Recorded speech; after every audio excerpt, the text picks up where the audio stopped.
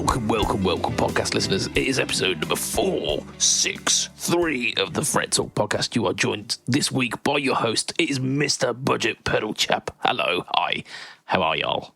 You're joined, of course, by Mr. Riggs. Hello. Good evening. How are you doing? Yeah, warm. It's really warm, mate. We'd complain if it were cold. And we're also joined by Lee. Hi, hot stuff. How you doing? I'm all right. You all right? I'm all right. I'm chilling. Oh, I'm blushing. I've got a heater on my hot. desk. He's not hot because he's in Sweden. Has he ever mentioned that he's in Sweden before? He's in Sweden. Are you on holiday? You guys mention him more than I do. Yes, we do. And we will continue to do so. Here in Sweden, it is 16 of your degrees. Indeed. 16? Yeah. Oh, bliss. Yeah, no, probably double that. Anyway, it's the Fret Talk podcast. It's number 463 of the Fret Talk podcast. We are joined this week by a plethora of hosts. And we're, of course, going to mention our sponsor at the start of the podcast, which is affordably.co.uk. UK company offering you boutique pedals designed and built in the UK at amazing prices. The best. This week on my No Talk or Tone, I did one of the budget range. I did the Tarot Screamer, but the budget one. 50 quid gets you a lot of Screamer for the money. Oof. Oof. But also, the thing that I shared today as well, he's a fan of the pun, isn't he? He's Mr. Affordaboard. He did a World Cup themed drive pedal called the Harry Gain, which I'm not even a football fan particularly, but that was quality. And if you look closely, the picture that he chose looks as if he's holding a giant metal willy. So, even better. Though you can get all these pedals, and as well as the Supersonic Drive, the 800, the Filthy Rat, loads and loads. There's also the Create Your Own. So if you do want to have a picture of Harry Kane holding a large metal willy, who doesn't? You carry on. Also, just check them out at affordable.co.uk because it's good stuff. It's been payday. And I'm browsing the website again. The Devil's... Well, I've been looking at the Devil's Chalice for a little while because I just really like the graphic. That graphic. And it's in the budget range as well, isn't it? 50 quid for that. 50 quid. 50 quid free UK delivery. They should do a compressor called the Devil's Loincloth. What? I mean, my screen name this week is Satan's Gooch. So maybe that could be like... the next one up and like a fuzz pedal. Yeah, so we got some shit news this week, as always. But this shit news is a bit. It's serious shit news. Legit shit. Yeah, legit shit. So it came in the guise of an Instagram post this week, also mirrored on Facebook, from Redbeard Effects. You could have said social media post. Social media. Well, it's not all of them. I didn't see it on LinkedIn. Are you sure it's not that though? I couldn't be 100% sure. No. Blue Sky. Again, like, Blue Sky. It's one of those. That? I don't know. Someone's got to, haven't they? It's still going. I'm pretty sure. Anyway, so this is a message from Mikey and 4P from Redbeard Effects. Obviously, like it was. The brainchild of Mikey, but it was backed by the kind of engineering of Thorpe. And I'll read some excerpts from this. It's, after a great deal of thought, we have decided it's time to bring Redbeard Effects to a close. Redbeard started in 2019 and the goal was simple, to create pedals that were genuinely exciting to use ourselves and to share that passion with fellow musicians, be they amateurs or professionals. And I think that is very much where the Redbeard line differed from the Thorpe stuff. It weren't just like mirroring the same stuff, like doing a Peacemaker but with Mikey Demas graphics on it. It was almost like the Thorpe stuff was the solid stuff that we know that will definitely have a market, like a widespread market. And then the Redbeard stuff was the more experimental, was like a little bit crazier and a little bit more zany and out there. So they did feel very much like two separate companies, and they had a common thread but a very different mission. There's lots of like thanking people for the support, like thanking that the company had reached way more notoriety than they ever thought possible. But essentially, like, the decision is that Mikey's commitments to Skindred continue to grow, requiring more of his time and focus as a band moves forward. And rather than dividing the attention and kind of doing Redbeard half-arsed, he's decided it's better to go out on a high than it is to like let it kind of fall by the wayside. So it's applaudable, and it's through no fault of the company themselves, because I assume Redbeard are probably still doing as good as they've always been doing. But as we know, Skindred are also like doing bigger and bigger shows as well, and more of that time on the road and more of that time away from the workshop means that Redbeard isn't having that chance to grow the way that it could be. Because I don't think we've heard of many like newer products from Redbeard in a while as well, have we? No, we haven't. Yeah, I think I was wondering about it not that long ago. I don't know if we spoke about it. I can't remember, but I mean, I don't think we've mentioned them since I've joined the podcast. So there's not been that much new stuff from Thorpe either, is there?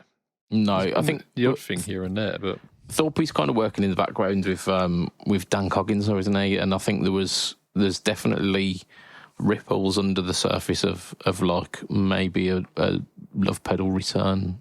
Not to mention the work he did with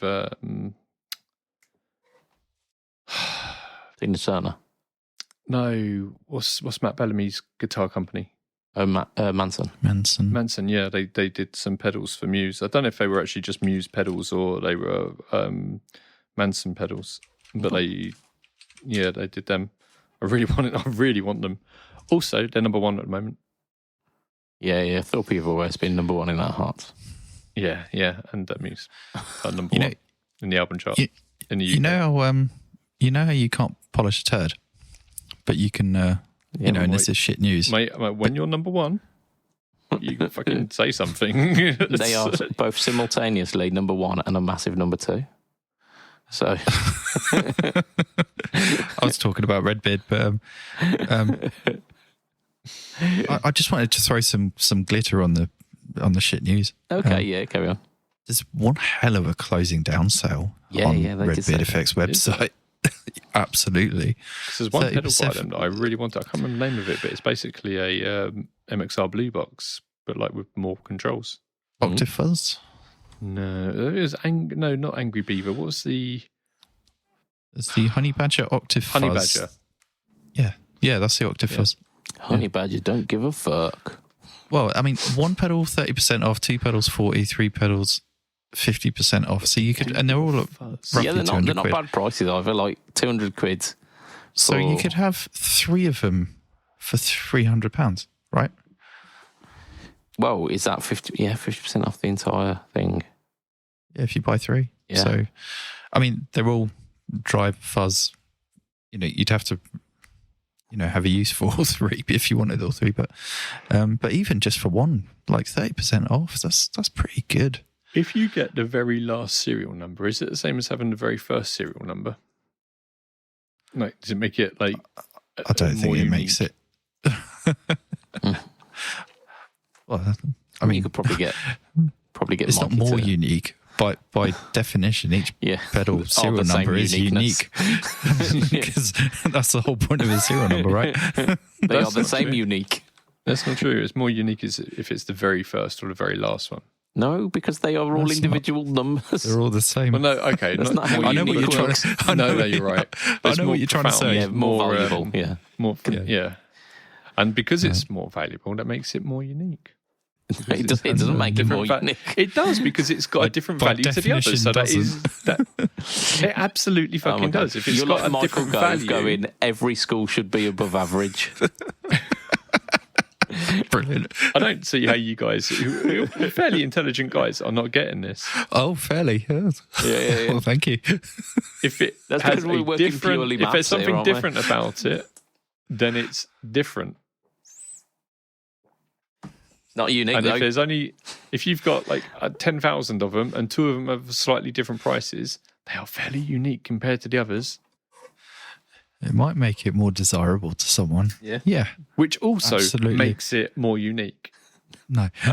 Yes, because it has a different desirability. Oh, dear. Anyway, I'm not wrong here, really, man. really, Listeners, really good discounts available at Redbeard Effects. So I'm just trying to put a positive turn on what is essentially shit news. Yeah. But yeah, Skindred have gotten absolutely massive. I remember the time where they were not that big, playing small venues, and I got to hang out with them. Yeah. That was quite cool. And you Very long said to that time ago. Mikey, you should make a pedal company. He didn't hang out with us. He was Too cool for school. He didn't join the party. So I spent a lot of time talking to the bass player, actually, and he kept on saying "stroke my beard," and I thought that was a bit weird. But, Nice. Right, gentlemen, let's move on, because we shouldn't ruminate on this shitty news. Yeah. Each and every pedal will be just as unique as the last. Right. Got a scratch on my one. It's unique. I want to talk about NAM A2, because yeah, I did a video this week. I didn't mean to do a video, and I ended up just doing a video, didn't I? it's just like you're just at your PC, and like you kind of stumble, and then all the buttons are pressed, and suddenly you're recording, and you've got a guitar in your hand. It's all Depends on plugged in. what sort of and it's videos he's watching. Indeed, yeah. That's his other He channel. was cleaning the keyboard off afterwards and accidentally made a movie. Oh dear. Right. So yeah, I basically I had the thought process of like I could do a really, really kind of simple, very scientific again, like NAM shootout between A1 and A2, even though A2 isn't out on the hardware yet. It's out in the plug-in version on the PC. And I've already got the A1 plugin sorted on my computer. So I did a little bit of research and found 3 different NAM profiles that had both an A1 and an A2 version on the Tone 3000 website. And that was enough for me to go, yeah, well, this is happening now, isn't it? So I did. Get your hand off the fucking boom stand. Yeah, you're doing it again. Sorry. Yeah, so I used the old plugin for the A1 stuff, so it was as you would have heard the A1 profiles initially. So also, they were all the same things. They were just the A2 versions. Yeah, so I used the A1 profile and the A2 profile. I used the old A1 plugin and then the new A2 plugin, because the new A2 were they the same file, like the same, or just same amp? Yeah, no, like the same. So it's like A1 files and A2 files are different. Yeah, but it was the same creator with the same capture, just an A1 version and an A2 version. Oh, really? Yeah. So, No. so I found, like, I managed to find ones that had mirrored both of them. And you kept all the settings exactly the same? Yeah. Look, it was just 12 o'clock and everything. Like, I didn't. Because I hate to jump forward and spoil like the surprise, but fucking hell, man, the difference. Yeah. I watched it just before we started, and so it's so very fresh in my head. Yeah. And wow. Yeah, we both did. Yeah, and I think we were all in agreement, like pretty much unanimously, that the lower gain stuff didn't have much of a difference. There might have been. You guys were talking about it, but you were talking about what I was listening to it. Yeah. If you listen to the reverb trails, you can notice a big difference. Like the reverb wasn't anything to do with none. Well, then something was different. Yeah, the reverb was added separately. It was a plug-in that I added to both tracks because otherwise it would have just been like horrible bone dry guitar sounds. Then it must have been the fact that it was reverbing some more data because it was slightly higher, just a bit more presence to the reverb trails. Yeah, it could have been. Then, like I say, the settings for the reverb on each of the 3 tracks was the same thing. I didn't use the same reverb for each of the 3 tracks, but I used the same setting for both. Mm-hmm. Now that you mention it, I think I heard that, to be fair. There was the reverb was reacting differently to the signal produced by the different profile. Well, the same profiles, different technology. Yeah, I did hear it. Come to think of it, yeah. And I'm gonna give a big shout out to Safari Pedals plugins here, because 2 of the 3 examples we're using, I think it was like the Rhino reverb, and it's just top quality. Safari. What does Rhino have to do with reverb? All of their plugins are like animal based. There's like the flamingo, those flamingo reverb pedals we got from K-Line. K-Line, yeah. Yeah, like this, the Python compressor. Yeah, and the Shark Boost. Yeah. So the Python compressor made sense as well, and the Parrot delay as well. Yeah. Yeah, there were some that didn't quite make sense, like with the Shark Boost, Timberwolf vibrato. Yeah. Yeah. You know what? I just realised you've got like this Mary Poppins style bag next to you, haven't you? With like every effects pedal that you can just like put your hand in them. This. I mean, I'm not going to. Do you want to play that game? Right, okay. So we've got this one. We got this one. We've got this one still in a box here. We've got carbon copy, and then we've got a fucking big expression pedal. Then this wasn't quite the intent of my comment. Yeah, he's tuner the size of an elephant. Dick swinging contest here, isn't it? Bass and look here, we've got a couple of Digitech pedals. I mean, these are not where they are supposed to be. They just happen to be within a reaching distance. It's fucking stupid. I mean, sorry about that. I don't want to like bore the audience with like the pedals that I can reach, but my room is a fucking mess. Yeah, and I think that's all that Lee demonstrated. Really, is that his studio is not tidy. I've been doing things in my room today. Moving things around. Really? Oh my. Yeah, thanks to this like stack of bass that I've got here, I had to move a few things around. Cool. You've got a mighty impressive got a bunch pile of amps in front of me that are supposed to be in front of me as well. Like got H90 here and shit. But yeah, H92's coming out as well, isn't it? No, that's a H92. 9.2.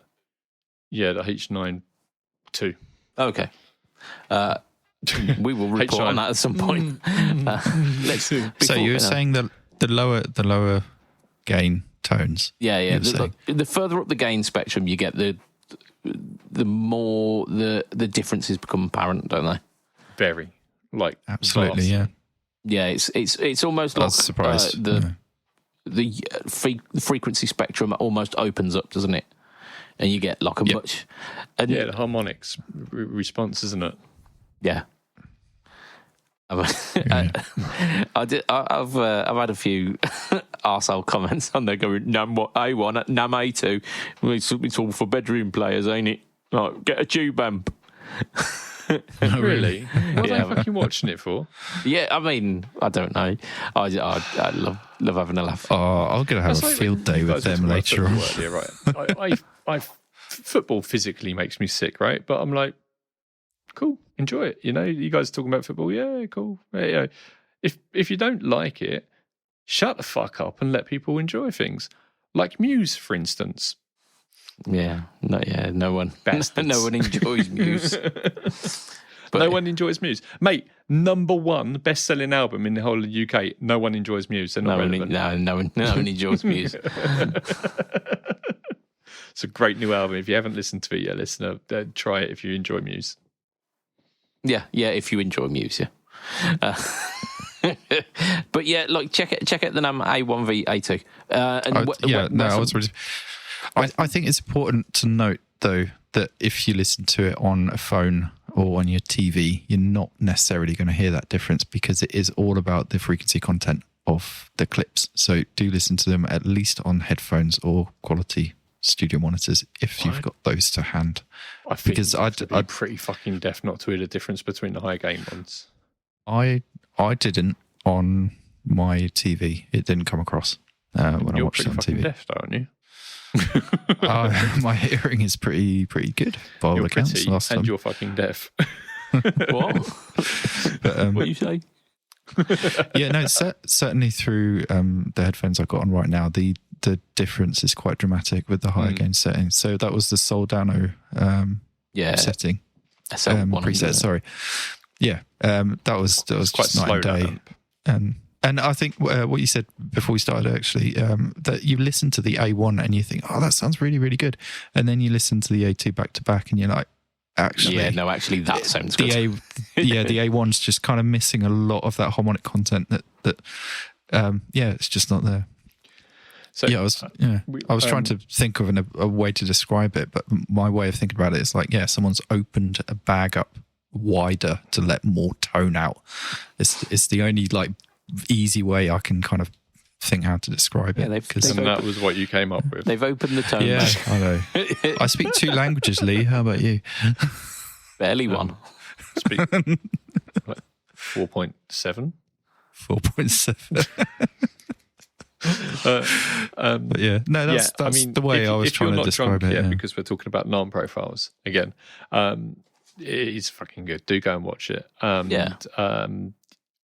Remember that the other side of this is the A2 files are smaller as well. So you get more of them on a device. And there is news from Velton, isn't there? Yeah. Velton have kind of planted their flag in the whole situation. Yeah, like the Namoon. In the fact that they put a post out today, just basically saying we're working on it, and they said whatever we can get the A2 profile into work on, we will get it to work on it. Like we are currently in the process of trying to implement it. So watch this space, big things coming. I have spoken about my Sonolab audio system Stomp Station that they sent me a while back, which is a NAMM profiler, stereo one. And I messaged them today asking whether they're going to be putting A2 on this. And when they let me know, I will report back. And they said, where's our demo on the pedal that we sent you, Lee? They didn't want a demo. They just wanted to do some advertising on the group. There you go. Come on. Yeah. I got a lot of pedals from people doing that. Like, okay, cool. I think we're all hoping that whatever hardware we currently have at home, we would like to see A2 on it. So we'll have to watch that space for some of the more budget stuff. Yes, the Pocket Master. I'm literally thinking exactly the same because that is as we talked about last time. That's the only hardware I've got for NAMM profiles. And as like a note on the Pocket Master, a product came to my light this week. I think it might have been around for a little while, but not as maybe it has, maybe it hasn't. But it's from this company called Aldota, who have been making some cool stuff. Andy, Guitar Geek Andy, did a video for it recently for us, which was the AME 200, because my company Warwick, they distribute it. But the AME 100 is basically a Pocket Master. It looks pretty much identical, but it has AI tools built into it. So I'm guessing it's a bit like the AI tools you find in other stuff. Like the G100 Pro. Yeah, a little bit like that, G100 Pro, yeah. From Moore, isn't it? Yeah. I think it's Moore, yeah. Yeah, basically, that's much bigger with a treadle, though, isn't it? White, isn't it? I believe so, yeah. Yeah. But that's... that is much bigger. Like something like the Pocket Master Pro having AI built into it, where you can say, "Make me sound like Joe Make me a Bonamassa sandwich. / Make me a sandwich. I've never heard him play, but you say make me sound like that in the year 1947, and it'll give you that tone, which is pretty cool. I think in 1947, Joe Bonamassa just sounded like a crybaby. Wee. Didn't the Crybaby come out in like 64? I'm saying that if he was alive, which he wasn't, obviously, he would have been a baby. It was a fucking joke. It was just a joke. Budge, do you think you've got some hardware that will run the AT stuff? I'm really hoping so. Because if you don't, I don't think anyone else does. Absolutely, yeah. 2015, apparently. What? Joe Bonamassa? No, the Crybaby said the debut studio album "Crybaby" by American singer Melaine Martinez is. I was like, that's not what I'm after. I'm after the Clyde McCoy Crybaby, aren't you? Wow. I don't know when it came out. 66 or 2 years out. Guys, it's like what was that game on BBC Two? Popmaster, wasn't it? 1 year Pointless. out. No, Popmaster. Do you remember? It's really fucking boring. No, like the concept of it was brilliant, but the presenter was so fucking dull. Ken Bruce, wasn't it? Yeah. He was really dull. But I when you work in an office, absolutely no full of, idea like, what you're older talking people, about. That's what you listen to. It was like a joy vacuum. Okay, I won't go look it up then. No, but the concept of it's really cool. It's like music trivia. Something that clearly didn't cross It's like the channel. Mastermind on radio, but only for like pop questions. They would just ask you music questions, and people would phone in to try and like win. And often the question was, "In what year did ABBA release Waterloo?" or something like that. And very often people 1 year out, and it became like they're saying, "Oh, 1 year out." You know, they get T-shirts for 1 year out and shit. It transferred onto TV as well. There was a TV series of it. Yeah. Not Mastermind. No, Pop Mastermind. Pop Mastermind. Anyway, I think we're going down a very British hole here. Is that called the World Cup? That's it. Oh my gosh! Right, let's talk about news. Let's talk about something that could have been. Baby. It could have been the shit news, but we saved it from that, and we saved it because Alex saved it from that. Well, yeah, because it was a mutual decision, I think. Yeah. And this says official that Toman sues Fender. I think I managed to not copy the text here. I'm going to open the article. Alex's dreams have been made come true. Indeed. Kinda. Yeah. Sort of. Yeah, but at what cost? $5,000. Yeah, exactly. Yeah, literally, we know exactly what cost. Yeah. So a beautiful looking like Les Paul custom, like Black Beauty kind of esque. Like the horse. Yeah, your typical black Les Paul custom. Yeah, looks phenomenal, even if it has got the pick guard installed. However, they've made one tiny alteration to it, and it changes the complete feel of the guitar, which is it's 25.5 inch scale length on this. Dome. Absolutely. That's how I feel about that. So that's not even Was that Mike Cox song? it's not even a full inch worth of difference, is it? Because it's 0.75 to 0.5, so it's a big difference. Yeah. It is a big difference. I mean, you're not trying to It's convince massive us now, difference, Lee, like 0.75 of an inch. You don't have to. We're not taking it. It's Yeah, but it depends. No, it's what you do, because you can get, it's all about the reach you get in the upper frets. That extra kind of most of an inch makes the difference, doesn't it? Yeah. Anyway, so This isn't a Black Beauty though, is it? 'Cause is it got ebony neck fretboard? I'm not sure, because it looks like it's a rosewood, but is it just a light ebony? Mahogany body, 2-piece maple top, mahogany neck. Doesn't say about the probably ebony fretboard. Yeah, it has. Yeah, Ebony, 12-inch radius, okay. 22 media jumbos. Cool. And you were saying that it's got the type of tuner that you like as well. pickups that you like? So it's got the so my favorite out of the Gibson pickups are the 498T and 490R, which I have in a couple of my Les Pauls, which are my favorite Les Paul pickups. They're the more aggressive ones. They're not kind of path bluesy sort of. They're none of that. They're like a Les Paul. They're for rock. They're for rock music. There's no, and I find them well balanced. For cleans on the neck and all your other stuff on the other pickup and all your dirty stuff. Indeed. The pickup. But yeah, they're like basically if a Les Paul comes with those pickups, I don't feel the need to change them. Any other Gibson pickup apart from P90s, I swap them out straight away. So yeah, it's nice to see. And there have been the pickups used a lot on Les Paul Customs, but yeah, that scale length has always been a bit annoying. Yeah, it's like I didn't know any better because I've always played Les Pauls and I've not known any better.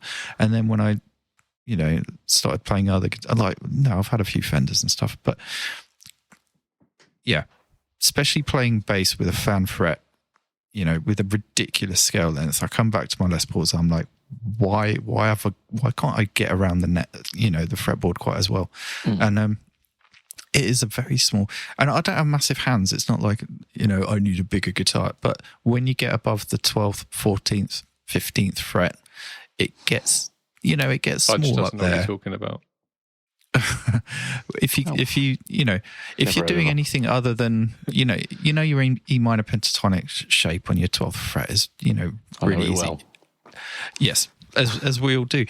On a Les Paul, that works, but go any further up the neck and you kind of A minor pentatonic you're very cramped.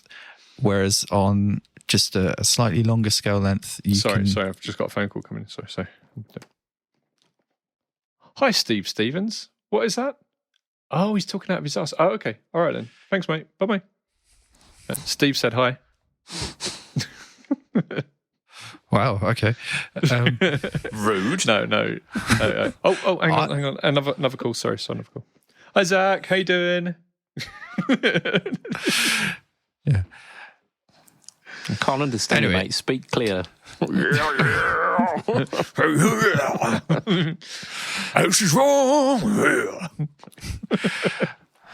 Anyway, I've always thought that a Les Paul with a slightly longer scale length would be a very, very good thing. Yeah, a slightly more Paul. Yeah. The more Paul. Dear. Just down the bottom here that the white bucket head guitar with kill switch. Apparently, that's got the same length neck. I thought that was slightly longer. Nice. Yeah, he's a very tall man, though, isn't he? Well, put a bucket on your edge, you'll be taller. Oh, is it 26? I might be wrong, but I think Buckethead's signature one is actually even longer. Ooh. Would that be good? Well, it depends what you're tuning to. I personally very much like drop C, and 25.5 works very well for that. Drop C. Drop C. They make it sound like it's one of the coolest, chuggiest tunings, and you've just made it sound like a Teletubby tuning. That's the Mortal Kombat thing when you do the uppercut, isn't it? Drop C. Yeah, that's exactly what we were saying, yeah. Yeah. But even if you look at other brands, like metal guitars that make more metal orientated guitars, and you look at their single cuts, they will go and make their single cuts the Gibson scale length because they're trying to make their version of a Gibson. There are very few single cuts that are the 25.5 inch scale length. What about that I've Telecaster? Found. Well, a lot of Fenders just naturally have that longer scale length. Yeah. See, yeah, I mean they do short scales as well, though, don't they? I know. I've got other guitars which have the same scale length, but they're not the Les Pauls that I have a few of. They don't do that. Why you find so many people playing like Telecasters with humbuckers in like metal? I mean, not even with humbuckers. Like Telecasters are all over metal. Yeah. They're used so much in recording because they just sit so nicely in a mix. Yeah, they do. But Jim Root plays a Telecaster with massive, great big humbuckers in. I say massive; they're the same size. Yeah, I mean, regular massive size, normal humbucker. in terms of tone Massive and impedance. output. Yes, Yeah. massive impedance. Yeah, no, I'd be all over this guitar if it wasn't 4,999.99 pence. No one's going to buy it, but Alex, just wait a little while. Yeah, but still, no. I found that. Well, I mean, unless no one really buys it, but Les Paul Customs, they come out about $5,000. Then they're on sale for like 4.5. Last time, I think I saw some for about $4,000, but they don't come any lower than that. The best I've seen recently, I think, was just over $4,000 for a new They've one. got Anyway. a new CEO, haven't they? So, like, hit him up while he's fresh. Go, I work on this podcast. Oh yeah, my long overdue Gibson deal. Yeah, no, Yeah. Hit up the new guy. He's probably I'm not. he's probably not heard of me. I mean, if anyone I know deserves a Gibson endorsement, it's you. Well, thank you. I appreciate that. You've been But it's endorsing bullshit. Gibsons like longer than anyone I know. Actually, no, that's not true. I started playing Gibson when I was 18. Yeah, when I first. I'm thinking of people in first their bought- 70s that I know who. Well, I can't really beat them, really can I? compare with that, no. But, I mean, you probably But could. yeah, what's that? They're old. They're quite frail. Especially with this Gibson, but it's well heavy. be playing. No, it's weight relief, Yeah, isn't it? It's 9-hole weight relief. I'm nearly at a quarter of a century of playing pretty much exclusively Gibson Les Pauls. You poor man. Bad. And bases. Gibson Les Paul basses. No, I've not been that silly. Right. They are not a good instrument. Sorry. Not going to get you into. Sorry, Gibson, if you're listening. I love you. Yeah, Please call give me this really expensive guitar. Firebird bases are cool though. Yeah, Oh, yeah. Firebird, yeah. The Thunderbird even, sorry. Well, Yeah, yeah, Thunderbird, Thunderbird. They're wicked basses, yeah. They are just, one of the Very coolest. cool. And the EBs as well, like the SG bass. Yeah, they're cool. They just look. Yeah, something about the Thunderbird bass just looks so right, especially when it's in that like navy blue with like some of the like burgundy get up, some of the I mean, lines. on you it. know what, what? they Like brown, didn't you? Like the brown transparent. Like the kind of burst. Yeah, that too. They do they did do a limited run of 5-string black Thunderbirds. Oh, They don't are ruin it. enormous. No, they're enormous, but they're cool. I know of someone who plays one. Sounds insane. So cool. I tell you what, also was an absolutely fantastic bass and just had no right to be that cool. Was the BC Rich Warlock basses. Yeah. They were like so fucking just amazing looking. Like because the Warlock itself looks a mess. It's just got too much going in too many directions. But the long neck of the bass with the that kind of big body, look, phenomenal, absolutely phenomenal. Do you know the BC Rich I've always wanted to have was there was Slash one. Yeah. Oh, the Mockingbird. I think Yeah, that's really very nice. cool. I remember him playing that at the Paris show in 1992, and I was in love with that guitar. I thought that was so cool. Like he brought it out just for a couple songs. You were 8. Very, very cool. Yeah. I was watching my VHS recording of the 1992 Use Your Illusion okay, tour. I thought you meant you were there. Yeah, No, I didn't go to the gig. No, I was tiny little Alex. literally Peace, Hey. peace. Pierce. But yeah, very cool guitar. But the one he had was like a custom shop, I believe. Red Bomb. The ones you could buy were not of that level of quality. Let's Watched just a say. video about BC Rich, and apparently, like he was really against making these like really outrageous guitars because he just wanted to make like And he what wanted to make happened? classical guitars and stuff like that. Or Did like you get really drunk and nice- like accept the challenge or something? So there's this YouTuber called Jamie Slays, and he's really cool. Jamie's a nice bloke. It's fantastic. Yeah. Yeah, Jamie's really nice. He does some Yeah, videos yeah. for us. He Amazing. slays, Amazing. Yeah. Well, I I say follow he does his videos, but he YouTube. does videos for Sean, for Fawn. Sorry, Sean Sound Labs, Sean Fawn Labs. Oh, you've actually worked with him. That's cool. Yeah, no, yeah, he's demoed a lot of our stuff through one of our UK distributors. Oh, wicked. And he's a great guy. But he did this video all about BC Riches, about the Warlocks, and the story was really interesting. I'll hook you guys up with the link, and go watch it, listener. It's worth watching. Did it explain why the headstock of a BC Rich has got like the bollocks kind of cut out at the top? Yeah, it did actually. No, of course it didn't. It's a measuring. It's to measure if you're worthy enough to play that sort of guitar. So you dangle in the slots, and if you fill up the slots, then you're good. Problem is those slots aren't cut. They're Do you not. remember that meme that was going around? That was like I think it was like an LTD that slotted. If you put the headstocks together, they slot in exactly together with a Gibson. It's Schecter. Yeah, Schecter slots in with Gibson.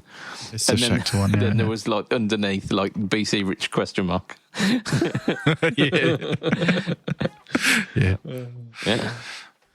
But yeah. Those. No, the slots in the BC Rich headstock need to be cut way lower these days. Maybe at one point, but not anymore. I've got a tip for you, right? If you want them to reach the cutouts on the you've reached the cutouts on the body. Baltic Sea. I've never been in cold water in my life. I swear my gonads disappeared back up into my body. Yeah. Straight up. Dear me. Yes, I have been doing some things. I have been doing something. English? I mean, if you don't Question understand mark? what I'm saying. Go on. Yeah, I do some things. I believe that you've been doing some lessons, haven't you? Do you want to tell us more about that, Lee? Well, I alluded to these by talking about them a couple of weeks ago, and I just want to say that they've been going really well. Good. And I've been getting more and more gentle on the old fretboard, and it's really helping so much. So this is my big takeaway from it so far is that the lighter I play, with my fretting hand, the more I'm getting all over the fretboard so quickly, and it's I mean, my timing's all getting really good and stuff like that. And so the other day I kind of was just playing some backing tracks, and as soon as I started playing, I was like listening to myself, and I was just like, holy fucking shit, this is paying off. This is paying off big time. And I was just so pleased with my playing, and I haven't been pleased with my playing in years. Good. I should have listened to it, recorded it, played it back and stuff, but I didn't expect that to be happening. So yeah, that was really good. And it got me wondering whether part of the speed that I'm progressing at is due to my Strandberg, because it's so easy to play that thing. Whereas, like Alex was saying, when you get up to the higher frets on a Les Paul or something like that, it's you have to work for it. And I was taking the piss out of him. Yeah. Well, it weren't me taking the piss out of him; it was Zach Wild and Steve Stevens. But but who are we to argue? However, I don't think he's wrong. But on the Strandberg, he's playing the Strandbergler. Hamburgers. When you get up to the higher frets, it's almost just like playing down the normal frets, and it's it's so easy to play. And I think that's been a big thing, because when I go and play the other guitars, my progress is slower. But when I'm practicing on that, I'm just like excelling very, very quickly. Well, I think it probably helps that what I was trying to say with the Les Paul is that you do have to wrestle with a Les Paul. It's not ideal for a lot of styles of playing. But yeah, when you do have an instrument that is easy to play, you are going to play it more, and it is going to help you progress. So I'm not surprised at all with the Strandberg. I've played one, phenomenal. Yeah, absolutely phenomenal It instrument. begs the question, a very provocatively placed question, is a Strandberg the ideal beginner guitar? Absolutely fucking not. No. Were the guitar at beginner prices, would it be? No, it wouldn't. No. Why not? I don't think It does everything think about so those different than other pencils. guitars. Think about those pencils that kids get when they're learning to write, and they've put those like triangle rubber things over the ends to get their fingers in the right places. The neck is a bit like that, isn't it? Sorry, but It's the guitar equivalent of that. I couldn't keep a straight face when you started talking about holding things, and yeah. Sorry, carry on. But I mean, the idea of those pencil rubber things are to keep your fingers in the right place, and the idea of the enduro neck is to keep your fingers in the right place. It's like stabilizers almost on a push bike, or training wheels if you're American. So yeah, it's it does make me wonder. I mean, I think it's a generally good point that despite the fact that they are very expensive, they probably are the best beginner guitars, price aside. It's a completely new take on. It's been designed around ergonomics even more so than ever a guitar has been before, I guess. And, you take someone who's never played guitar before, put that in their hands, they're going to learn. Like if they don't give a fuck about, but it doesn't look like a Telecaster. Oh, you go, because we are very cork sniffery and it's not a Les Paul. This sort of thing. When learners are younger and more impressionable, that is the thing that they're going to look at. When someone asked me what guitar I wanted to play, I was like, I want to play the guitar that Slash plays. Yeah, absolutely. And that's why I bought an Epiphone Les Paul was my first guitar, first nice-ish guitar. Which I have a lot of artists. Yeah, I had a Heritage Cherry. I wanted a Heritage Cherry Sunburst Les Paul because of Thin Lizzy. I was like, that's the fucking one. And like Jimmy Page as well. He was playing one of them. And I was like, fuck yeah, get me one of those. Yeah, my translucent blue Epiphone was famously played by all sorts of people. But it was the thing, wasn't it? You go, that's the one that my favourite artists are playing. That's what I want to play. And like the first guitar I had was a Squire Strat, and then I kept going towards it because it was like, that guitar looks awesome. I want to play that. I don't think I'd be doing that if I go, well, that guitar looks like a Rorschach so much test. with the Strat. It's only based on what we. I don't think as well designed as a Strandberg is. I don't think it has that effect. Unless times have moved on, and I guess a lot of kids are watching YouTube. If there are enough people on YouTube playing a Strandberg, they might want to play. The Warlock looked cool. Well, I mean, we've been through that. The bass looks cool. Yeah. The bass looks the cool. bass is the same as the guitar. It just got a longer neck. Yeah, exactly. But yeah, we all used to go, those BC Rich Warlocks are well cool. Yeah, and I'd say that's probably better for a beginner than a Strandberg because not for learning to play. Well, I don't know about the Warlock today. If you see that guitar and go, that looks fucking awesome, you're going to pick it up and you're going to want to play it. Have you played any of the cheaper ones? Yeah, but I've played cheaper, like Epiphones. I've played cheaper Squires as well, and they're similar. But it's it quite didn't the stop boom me. of those guitars. Yeah, with Stranger Things, I think a lot of kids probably looked at that guitar and was like, I want that, and I want to learn because of that. Cool. Yeah. Look, it's the stuff that will get people playing, isn't it? Like, absolutely, hedge towards the Strandberg stuff once you've already kind of established yourself and you want to get more serious. But as a first guitar, absolutely not. Yeah, I have to agree. I think it is. You need to be at an intermediate level really to play a Strandberg. Yeah, to want to play it. I think is the issue. Because I think because the Strandberg is a tool. that's been very well designed, as opposed to And maybe an instrument that is evocative of certain types of music. The cutouts on it make it absolutely wonderful to learn Yeah, on. For no, like sitting down, putting it in the right position, being able to play it, your hands gets around it easy. I mean, it should be the stepping stone from something like that up to something. No, that I think, absolutely. As a tool, it is very well designed, absolutely perfect. As an inspirational instrument, I don't think it is. Yeah, that's my opinion. Yeah. It's like you're trying to convince. Obviously not fact. Yeah, you're trying to convince us that like a Volvo is the best car in the world because of the fuel economy and the heated seats, rather than like all of the features that would probably be really awesome, but the kids have got the Bugattis on their posters on their walls and the Ferraris. Kids. Oh, right. I thought you said kids got. It's funny you should say that because the kids all in Sweden all drive Volvos. They probably do, yeah, but they don't aspire. Like that's not the thing that they've got on their bedroom wall. They fucking love them. They're all like doing them up and like lowering them and stuff like that. Some of them chop the backs off to turn them into pickups. It's weird, mate. So let's not base it on that. But yeah, I just thought I'd mention it because you did. Okay.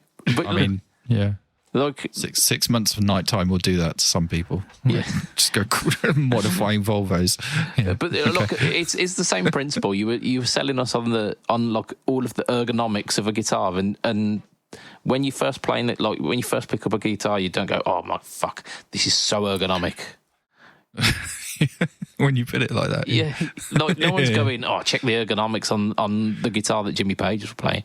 I'll tell you what, though, a lot of kids pick up guitar and then put them straight back down again because they're hard to play. They do, but yeah. And that's kind of where I'm at.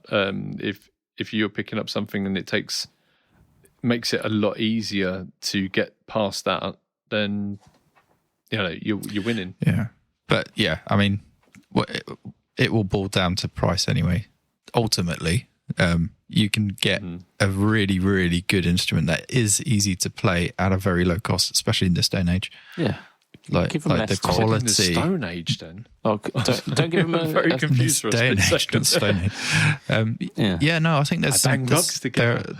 There are absolutely amazing entry level instruments these days. Yeah, just chuck 150 quid at Harley Benton and you sound. That Enduro neck needs unleashing onto other guitars. It really does. Don't say copy. No, can't be having that. Didn't. But look, it won't be because they're for better or worse, gatekeeping it as a premium feature, which is fine. It's their design, and they should. It's their design, and it is amazing. And I absolutely would love to have one myself. Like I said, having played one. But yeah. It's not like kids these days have to learn on those big orange classical guitars that we all first picked up because that's what was around the house. So and they were hard to play with the bloody M25 style bloody necks. On strings, so beautiful. But the necks are just the chunk. They're cricket bats, literally. Yeah, my ones weren't so big as that. Luckily enough, I've still got one or two knocking around. Like old Argos jobs. The Argos ones were fantastic. Yeah. Oh, I used to buy one of those when I went festivals. I'd buy like a 25 quid Argos acoustic, like 3/4 size. I've done that. Yeah.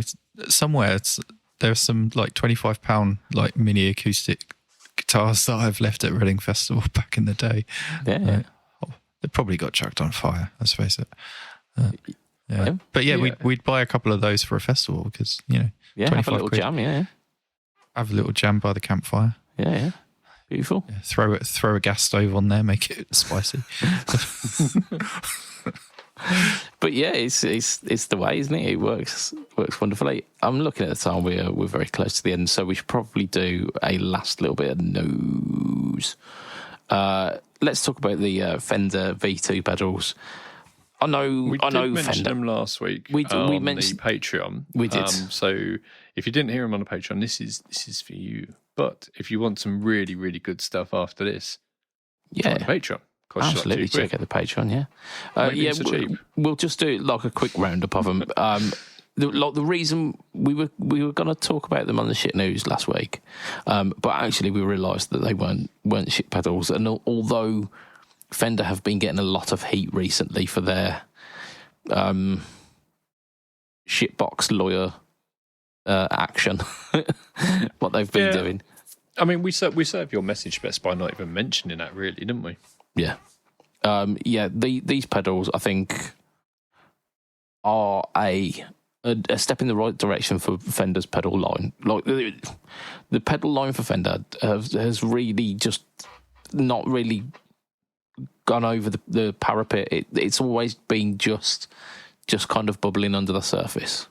And yeah, I'd agree with that. The pedals. There are some people who've said that like the pedal line, especially the bigger box, the brushed finish ones, were really good.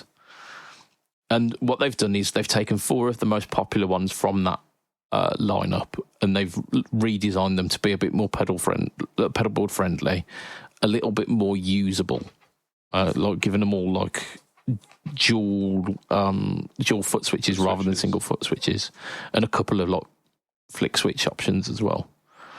And they've basically like kicked off that pedal lineup again, which is quite nice. Yeah, they're nice. They are really nice. I would suggest go and check them out. We can put a link in the description where you can go and have a look at them.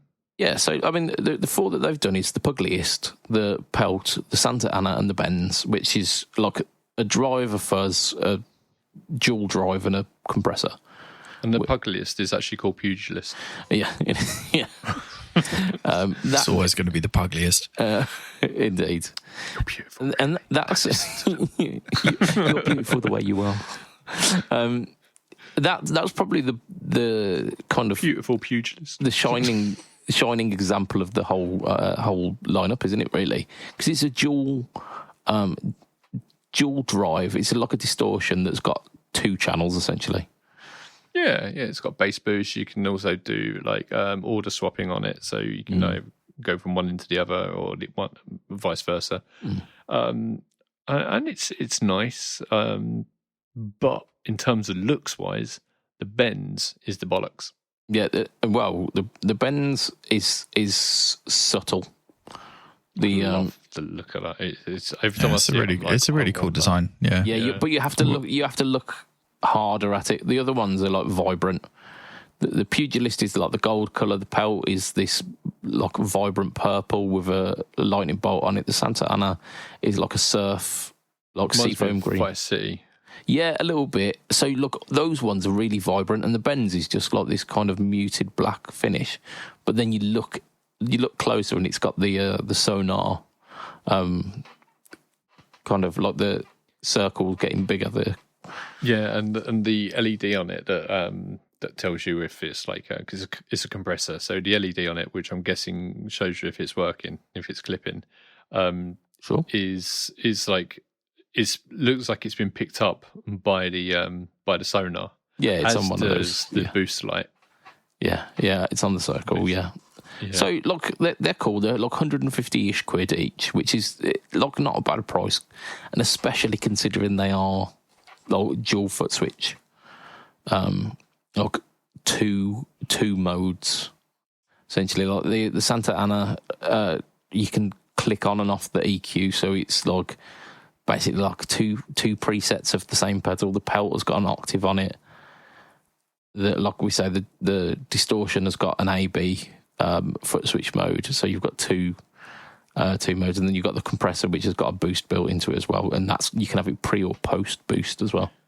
The Pugilist does confuse me a little bit, because on a distortion you want to be cutting boosts. It's kind of like why people use a tube screamer in front of a driven amp, but this has a bass boost option and a mid cut option. Now mid cut, okay, yeah, if you want to go for like that high gain mid scoopy sound, cool. But bass boost, I would think that they would, like we've done on the form pedals, where we've got the damping control, where you can like tighten up your lows. The last thing you really want to be doing is boosting your bass, unless this is trying to push for those sort of classic Marshall tones. Yeah, to give you some I fun. believe that's where it was supposed to be kind of aiming towards, and the fact that it's got a golden finish. Yeah, it's Marshall. If you're not like in a mix or in a band situation playing on your own, you might want a bit of bass boost just to kind of fill it out a little bit. That's what I might have thought that was useful. But Yeah. I feel like the OCD. I've just spotted a Fender product that I did not know existed. Is it called the Stratocaster? No, it's called a Fender Deluxe wooden pedal shelf. I'm not kidding you. I was looking at these new pedals that we're talking about, and this thing came up, and I was like, "What? Link us up. I've got to see this shit." It's a 24-inch shelf with slanted storage surface. Send us a link. I'll send you a link. It's £56.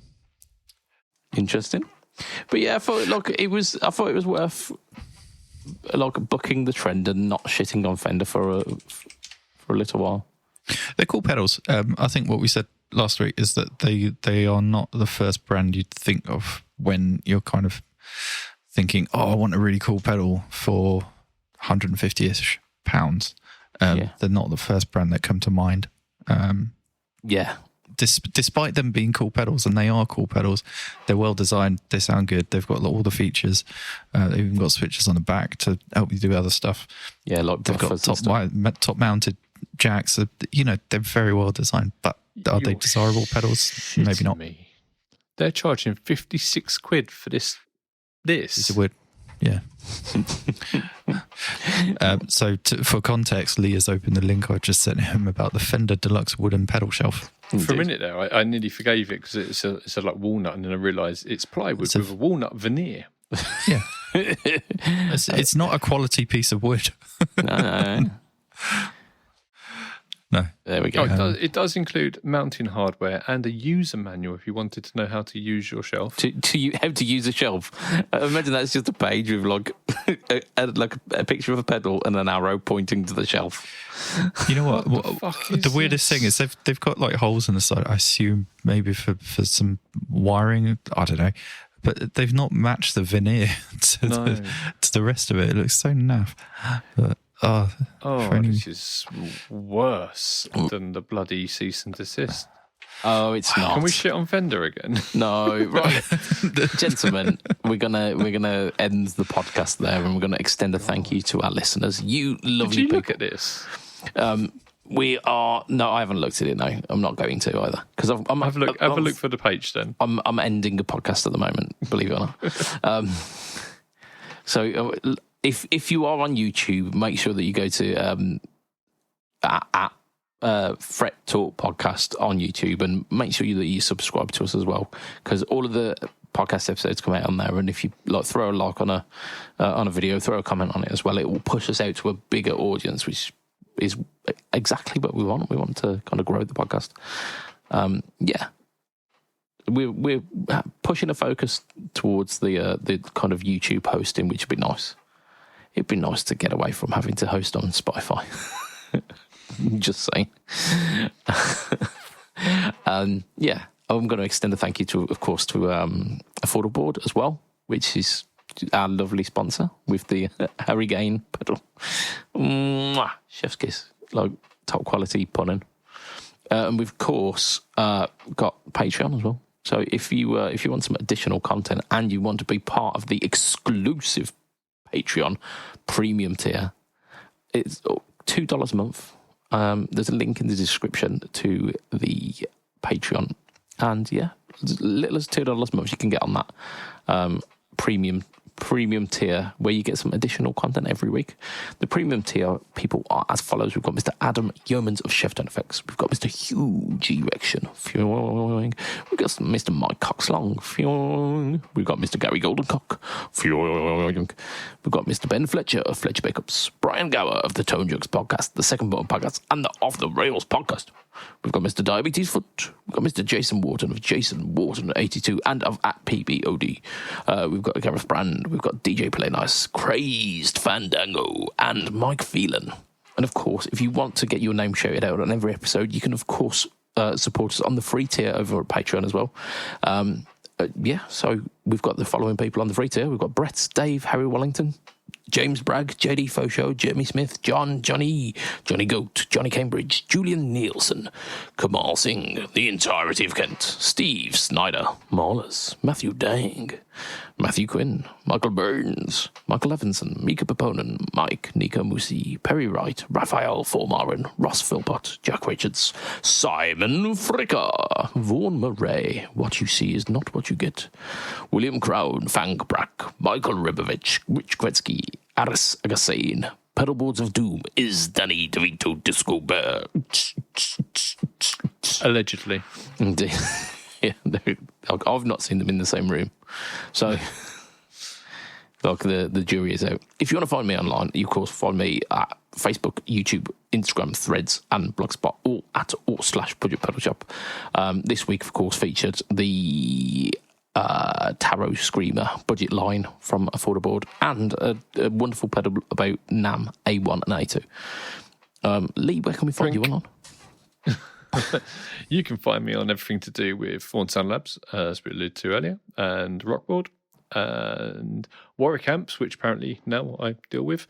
Yeah, that happened. You didn't sound very sure about that. Yeah, not sure how, but it happened. Yeah, Rock Pedalboards of Doom and Fret Talk, and That's where we're here there at the moment. windingalexup.com. Yeah, lots of that. And like, that's where can we find you? I'm still making sure everyone plays nice on Pedalboards Doom on Facebook, and everything to do with my band Donker Knuffle. Bless you. And if you're on YouTube at the Fret Talk channel, you have found me. So there you go. Hi. Hello. Yeah. Hello, listener. You have found me. And Radio 2 after midnight. Ooh. After Really? dark. Gig. Mr. Nice. Riggs After Dark. More like Radio 4, isn't it? Radio Listening 4. to Radio 4. Classics. Right then, from myself, Mr. Budget Pedal Chap, from Lee, and from Mr. Riggs, it will be a tatty boy and good night for this week. Ta-ra bit. And we're going to do a chit chat. Yes, we are. Yes, we are. That is.